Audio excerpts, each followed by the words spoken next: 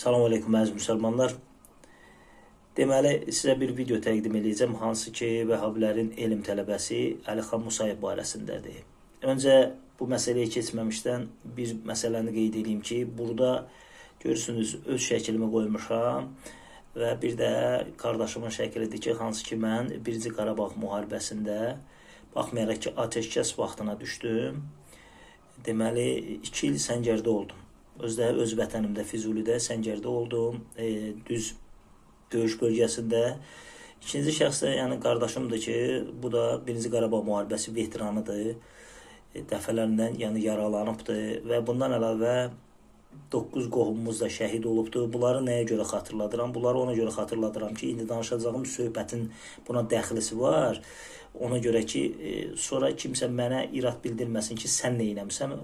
Yəni, kimsə neysə deyəndə onun dili də olmalıdır, dilçəyi də olmalıdır. Ona görə də mən bunları təqdim edərək danışacağım. İndi isə keçək məsələyə, sizə bir video təqdim edəcəm, hansı ki, Əlixan Musayev Vəhhabilərin dırnaqarası elm tələbəsi 1-ci Qarabağ müharibəsi zamanı 1994-cü ildə baxmayaraq ki, yaşı müharibəyə düşürdü. Yəni, vətənin dar günündə, vətəni qorumaq əvəzinə çıxıb gedir Səudiyyə Ərəbistanında dini təhsil almağa. Yəni, təhsili üstün tutur vətəndən. Hansı ki, elə bu çıxışlarında bunların çoxu danışır cihaddan, nə bilim, şəhidlikdən və s. Amma sadəcə sözdədir. Amma əlhəmdülillah, Ağam Əlinin şiyələri 1-ci Qarabağ müharibəsində də, 2-ci Qarabağ müharibəsində də sübutlar var, faktlar var. Vətənə olan sevgilərin dəfələrlə sübut ediblər və göstəriblər də. Elə yer gəlmişkən bu bir məsələni də qeyd edeyim ki, o kimlər ki, əli şiyələrin vətənə xəyanətdə ittiham eləyir, elə onlara bir misal olaraq qeyd edirəm. Vətən xainləri, o adlandırdığınız şəxslər var, 90% əli şiyələri idi ki, o torpaqları aldılar. Vətən xaini gedib torpaq qorumaz. Deməli, elə əsl vətənpərvərlər Ağam Əlinin şiyələridir. 90% fakt Qarabağı əli şiyələri azad elədilər. İndi gələk bu məsələyə. Bu məsələ də bundan ibarətdir ki, bu Əlixan Musayev deməli, vətənin dar günündə vətəni qoyur, gedir deməli, Ərəbistanda təhsil almağa və dırnaqarası qəhrəmanlığından danışır, deyir ki, mən bu imtihandan keçdim. Əslində imtihandan keçmədin, bu elə sənin 1-ci imtihanın idi ki, Allah sənə cihadın savabın, şəhidlik savabı verə bilərdi ki, bundan imtina elədin. Bu bir. İkincisi, qayıdıb orada deyirsən ki, hərbi komissara getdim, dedim ki, bir nəfər mənə dedi ki, səni aparacam, nəuzubillah, mən Allaham. Komissarlıq da qayıtdı ki, bu kişilik deyil, Azərbaycan kişisinə yaraşmaz və s. və ilaxır, mentalitetə yaraşan bir şey deyil. Bəs yaxşı, ay Əlixan, mentalitetə yaraşan bir şeydir. Azərbaycan kişisinə yaraşan bir şeydir ki, sən vətəni dar günündə qoyub gedirsən və durub bunu misal çəkirsən. Bəs yaxşı, Azərbaycan kişisinə yaraşan şeydir ki, vətənin dar günündə vətəni qoyub getmək. Təbii ki, bu da yaraşan bir şey deyil. Və ilginc olan budur ki, bu videonu sizə təqdim edəndən sonra digər bir video təqdim edəcəm, hansı ki, Suriya müharibəsi zamanında cəmaatın balalarını qızışdırırsan, deyirsən ki, ayıb deyil, qorxursunuz və s. Bəs yoxsa sənə ayıb olmadı, vətənin dar günündə vətəni qoydun, getdin. Elə qorxaqlıq nətər olur? Onlara deyirsən ki, qorxursunuz, bəs yoxsa sən qorxmadınsa niyə yeyib döyüşmədin? Bu iki. Üçüncüsü, yəni insanları qızışdırmağa nə var ki, vacibi kifayi deyirsən, elə gedərdin o, belə deyək, onlara, hətta orada ölənlərə şəhid deyirsən, sənin əgər təbirinlə yanaşsaq, elə gedib sən orada ölərdin, o savabı da sən aparardın da. Niyə eləmədin? Yəni, bilirsiniz, hamısı sözdür. Və bir videoda sizə təqdim edəcəm, hansı ki, əlhəmdülillah, Qarabağ azad olandan sonra, Şuşa azad olandan sonra getmişsən ora və orada bir çəkiliş edirsən, əlində bir kitab tutmuşsan, qayıtmışsan ki, həmişə biz bu yolda təbliğatımızı görmüşük, dualarımızı eləmişik, həmişə demişəm, 30 il dua elədik, torpaq alındı, döyüşməsəydi, torpaq alınasaydı, yox.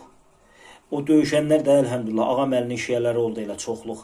Deyirsən ki, təbliğatımızı apardıq, cihad söhbətləri elədik, YouTube-da kanalımızda bunun təbliğatını apardıq, vətənpərvərlik, vətənə sevgi, Peyğəmbərdən danışdıq və s. və s. Azərbaycan xalqı hər şeyi qəşəng görür. Hər şeyi qəşəng görür, hər şeyi də qəşəng bilir.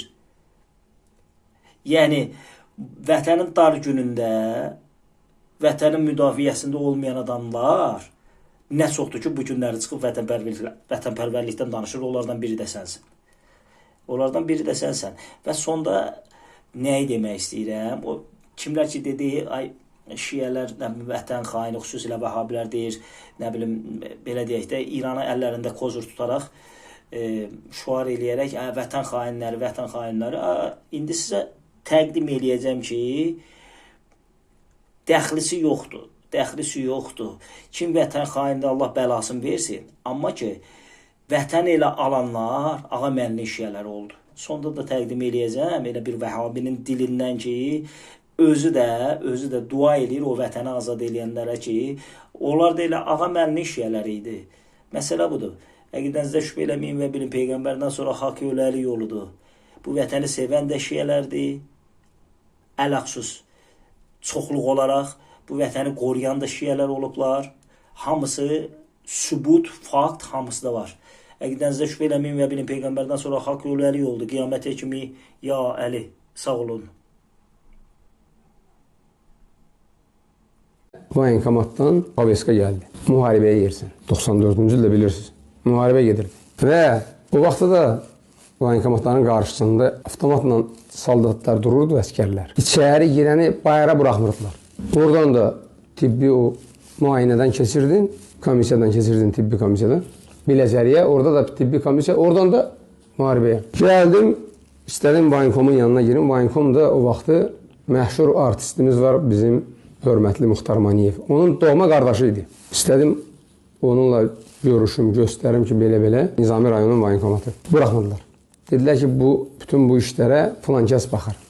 Bir nəfər var idi orada, patpolkovnik. Yaşlı kişi idi. 60-dan çox yuxarı yaşı var idi. Gəldim onun yanına, dedim ki, filan kəs müəllim, bəs mənə tək uşağam, bu. Dedi, buna baxmırıq.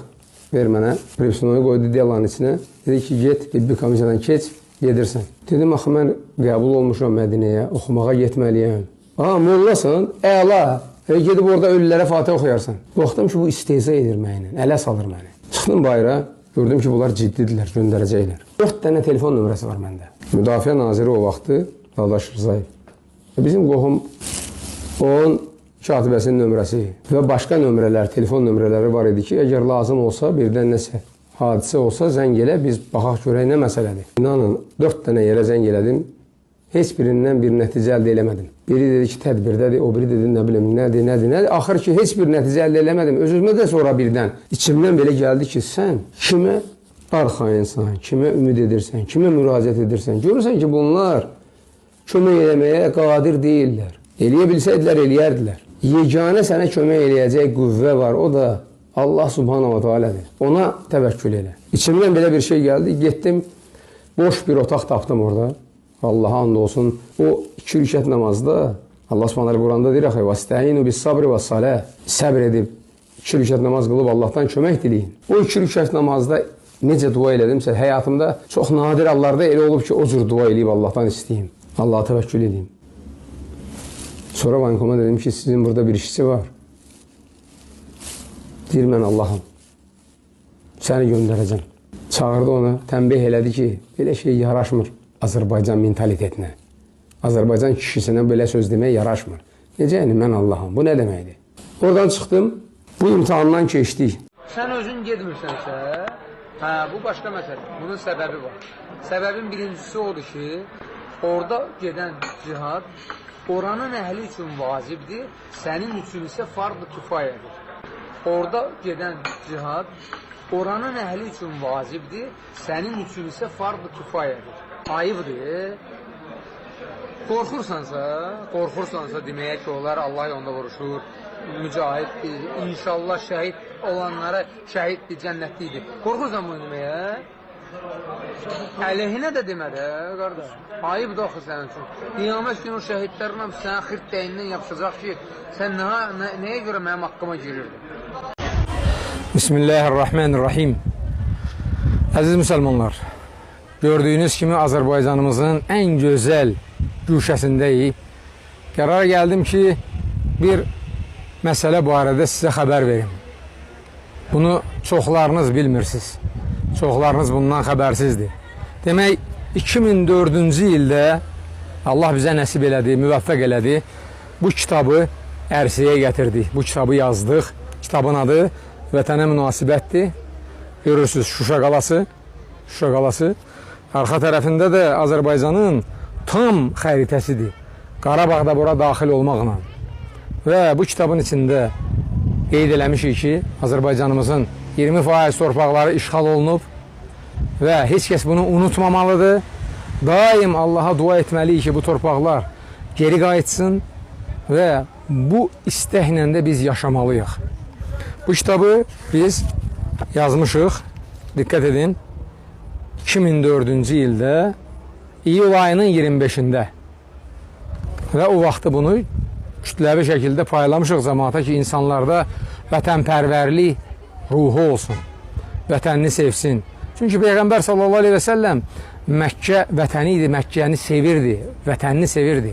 Sonra Mədinəyə köçdü, oranı da sevirdi və vətəni sevməyi tövsiyə edirdi öz sahabələrinə də.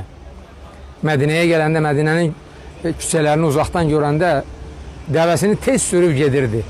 O vətənə olan sevgidən dolayı. Bizim bu Qarabağın, torpağımızın azad olunması ilə bağlı 44 günkü müharibə getdi. Həmin müharibə dövründə müsəlmanların, qardaş bacılarımızın hamısı buna şahiddir. YouTube kanalımızda da həmin o bizim nəsiyyətlərimiz, söhbətlərimiz hal-hazırda durur.